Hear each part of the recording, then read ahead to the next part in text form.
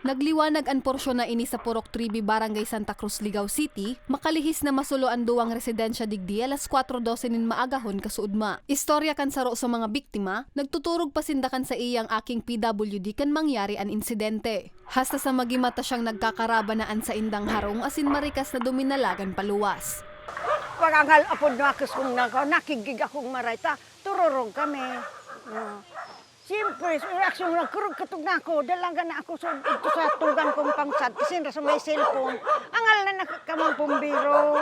Sa inisyal na imbestigasyon, nagluluwas na ang nabaya ang kandila sa ikaduwang palapag ka nasambit na harong ang posibleng kausakan kasulo. Napag-araman kaya na mayong supply nin kuryente kan mangyari ang insidente, kaya guminamit nin kandila ang tagharong.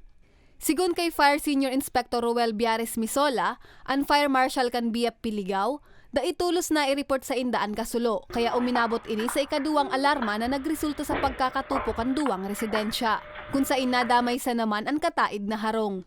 Pasado alas 5:15 kan maideklara ining fire out, saro kaya sa nagpadipisil sa BFP ang makusog na duros na mas nagpakusog sa kalayo. Slate material para siyang yung mga ancestral house, matanda na talagang bahay. So talagang bliss na kumalat talaga yung apoy, and then nakadagdag pa doon yung hangin. Sa mga oras na yun, sobrang lakas ng hangin eh. Kaya kung sa parang pinapaypayan. Kaya mas madali siyang kumalat talaga. Tsaka mas lumakas yung apoy. Sa mga kababayan natin na sikarduhin po natin na kung gagamit tayo ng kandila, so dapat meron tayong malayo siya sa mga light material na pwedeng pagdapuan ng apoy. Pigkakarkulong abuton sa 288,000 pesos ang naging danyos kan kasulo. Sa presente, nakikidagos muna ang mga biktima sa saindang mga kaparyentes.